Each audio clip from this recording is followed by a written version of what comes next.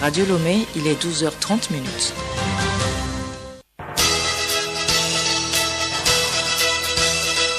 Le journal Bénédicte Kanda. Bonjour à tous et merci de nous rejoindre pour le journal dont voici le sommaire. Le Togo se dote d'une stratégie de prévention et de lutte contre l'extrémisme violent. Le sujet est au centre d'un atelier national de validation depuis ce matin à Lomé. Journée de la femme africaine le 31 juillet prochain. Coup de projecteur sur la femme fonctionnaire togolaise. Comment arrive-t-elle à concilier vie professionnelle et vie familiale? Nous avons tendu le micro à certaines d'entre elles. Anniversaire jour pour jour de la signature du traité de protectorat faisant du Togo un pays. Que signifie Togo? L'historien professeur Alonou Kokou explique l'origine de ce nom. Et puis sport football CAN féminine Maroc 2022. Les éperviers dames jouent demain mercredi leur deuxième match des phases de groupe. Elles seront opposées aux Lionnes indomptables du Cameroun.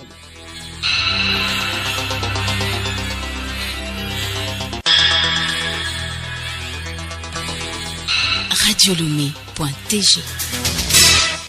Merci de nous suivre. Passation et exécution de la commande publique. La RMP œuvre pour la prise en compte de la norme qualité. Elle forme depuis ce matin, et ce pour 10 jours, les personnes responsables des marchés publics. Marie-Claire Pagnon.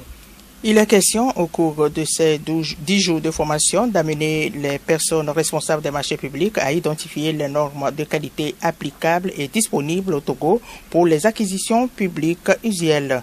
C'est aussi l'occasion de leur permettre d'identifier les normes de qualité dans les outils et documents utilisés pour la planification, la passation et l'exécution des marchés publics.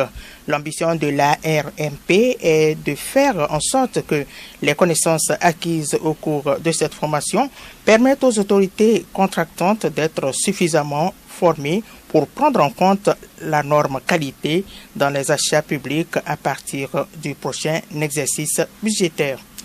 Merci à vous Marie-Claire Pagnon. Le Togo se dote d'un guide de stratégie nationale de prévention et de lutte contre l'extrémisme violent.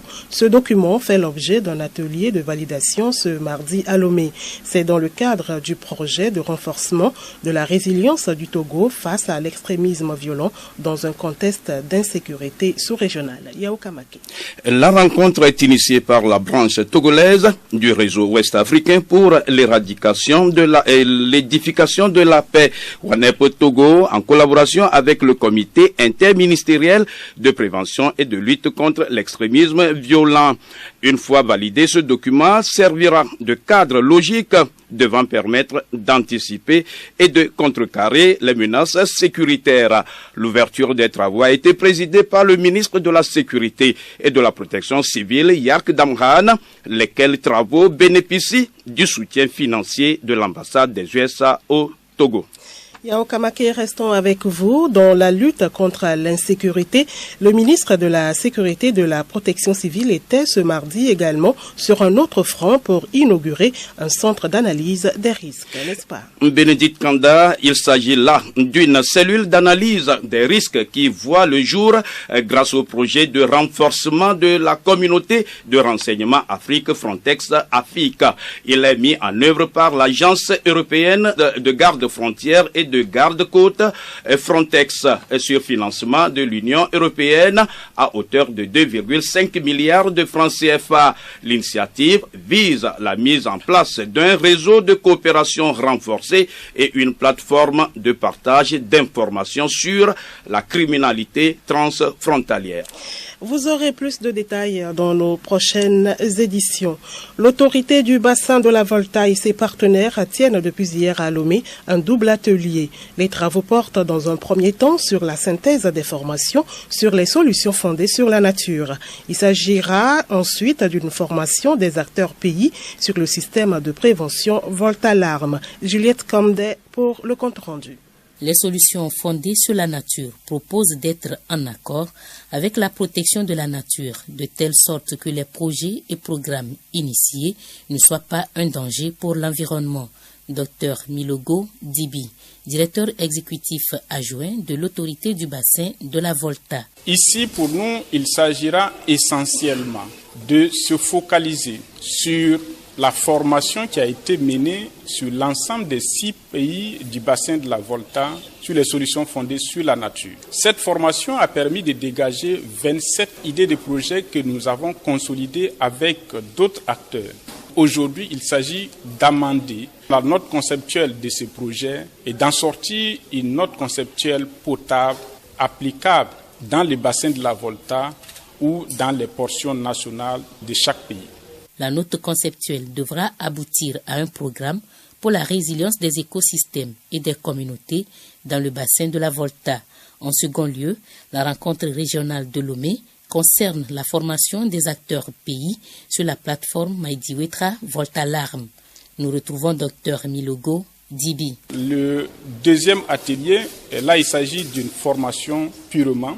Il s'agit d'équiper les techniciens prévisionnistes, les techniciens hydro, les techniciens météo, comment cette plateforme va fonctionner. Comment avec cette plateforme, on peut sauver des vies, on peut développer notre agriculture en évitant les effets néfastes des changements climatiques que sont entre autres les inondations et les sécheresses. Les pays ayant en partage le bassin de la Volta sont le Bénin, le Burkina Faso, la Côte d'Ivoire, le Ghana, le Mali et le Togo. Juliette Camdet, un peu d'histoire de notre pays. Aujourd'hui, 5 juillet, marque le 138e anniversaire de la signature du traité de protectorat sur la plage de Baguida entre l'explorateur allemand Gustave Nachtigal et le chef du lac Togo, Mlapa III de Togoville, représentant l'autorité religieuse du Togo.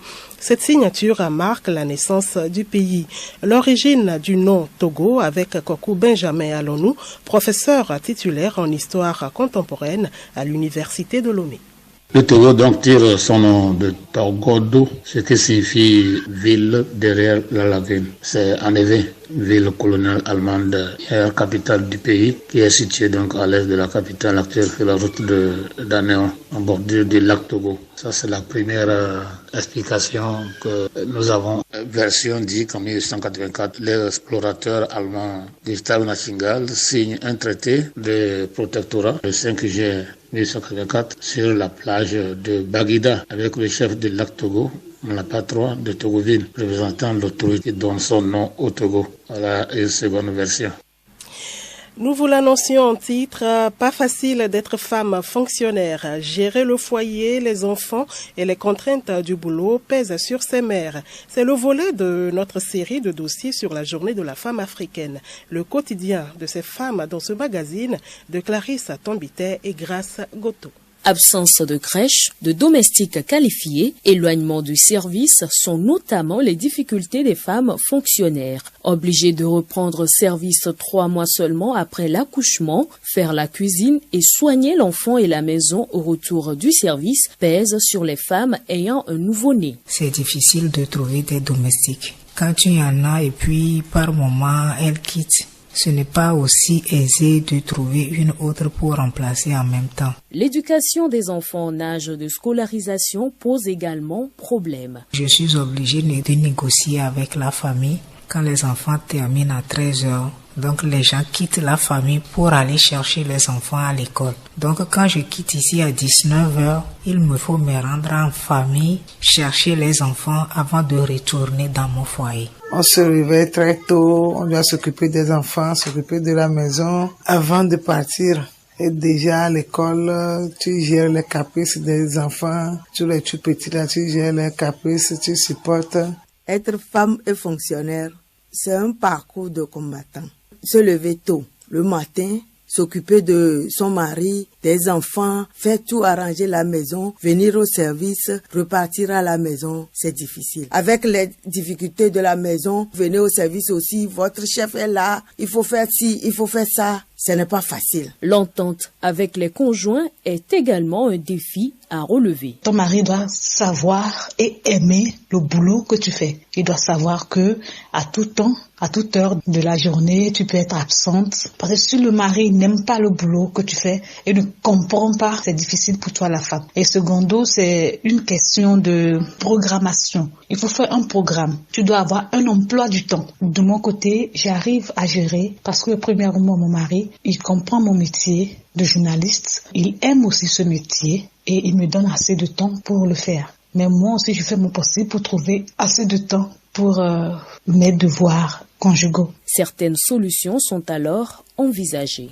Là où se trouvent les services de l'État, on n'a qu'à construire structures comme garderie d'enfants ou bien infirmerie pour pouvoir soulager les femmes. Vous voulez promouvoir les femmes et vous ne voulez pas les aider à bien faire leur travail. C'est ça qui n'est pas bon. Pour le moment, que les femmes togolaises battantes poursuivent leur travail avec abnégation.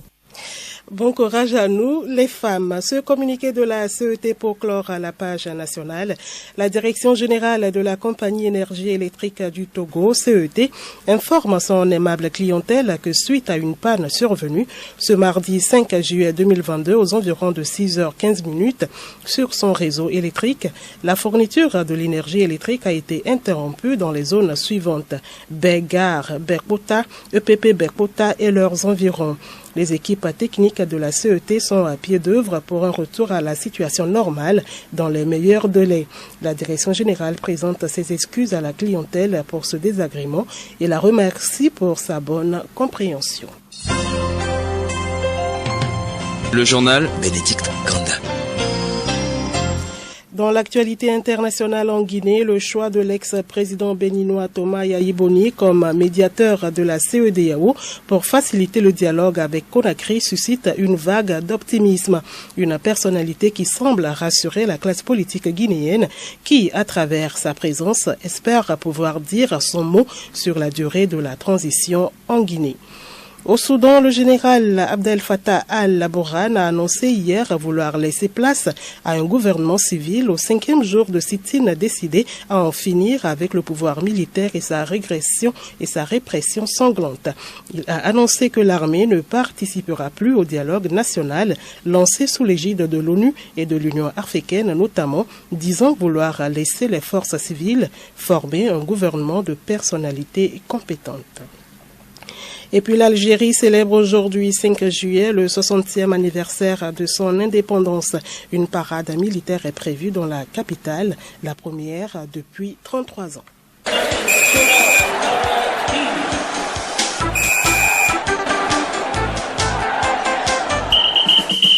Sport à football, Togo-Cameroun demain dans le groupe B de la CAN féminine Maroc 2022.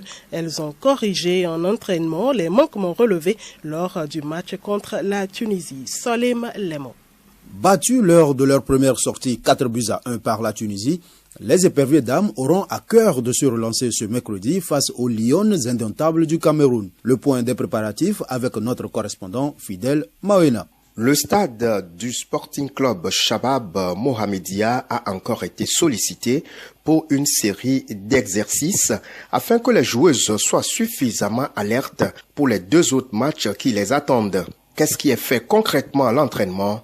Kaito Meti, coach des éperviers dames. Nous avons corrigé les placements défensifs et nous avons travaillé un tout petit peu les sorties des gardiennes et les prises aériennes.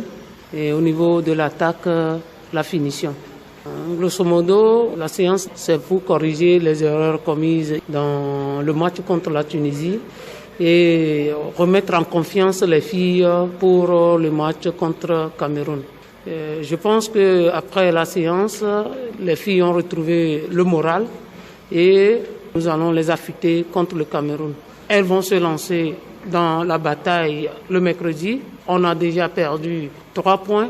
Il faut maintenant faire douter le Cameroun pour pouvoir retrouver le sourire à la fin du match. La seconde sortie des éperviers dames contre le Cameroun est très capitale dans cette phase de poule, de même que le 3e match contre la Zambie. Vivement que les automatismes soient au rendez-vous et que les éperviers d'âme signent leur première victoire. De Casablanca, Fidel Mawina pour Radio Togo. Et puis, sur le continent africain, la FIFA a rendu son verdict dans l'affaire Kili. Le Cameroun a Antonio Conceição, ancien sélectionneur des Lions indomptables du Cameroun. Licencié par la FECAFOOT pour insuffisance de résultats, Conceição a porté plainte à la FIFA. Dans son verdict, la FIFA enjoint la FECAFOOT a payé à Antonio Conceição le cumul de tous les salaires impayés de l'ancien coach jusqu'en 2023, date de la fin du contrat, plus une indemnité de licenciement abusif. Salim Lemo, les résultats du tirage numéro 52/2022 de l'autosport. Il s'agit des numéros suivants: 01, 03, 05, 08, 15, 20, 25, 28, 31, 37, 42, 44 et 46, soit 13 matchs nuls.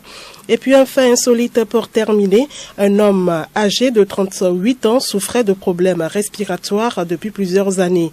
Les résultats d'une batterie d'examens lui ont diagnostiqué une déviation et une perforation de la cloison nasale ainsi qu'une obstruction osseuse.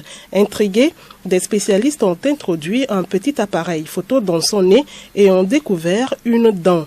La dent avait poussé dans la cloison nasale du trentenaire. Il s'agit d'un phénomène rare appelé la dent ectopique.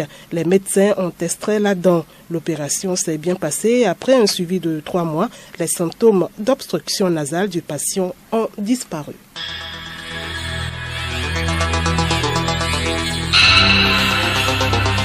Voilà qui met fin à cette édition. Merci de l'avoir suivi. Retenez pour les titres que le Togo se dote d'une stratégie de prévention et de lutte contre l'extrémisme violent.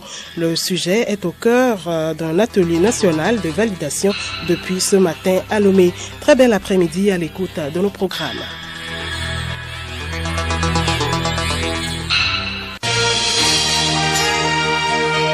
Radio Lomé, boîte postale 434, email radiolomé@radiolomé.tg. radiolomé.tg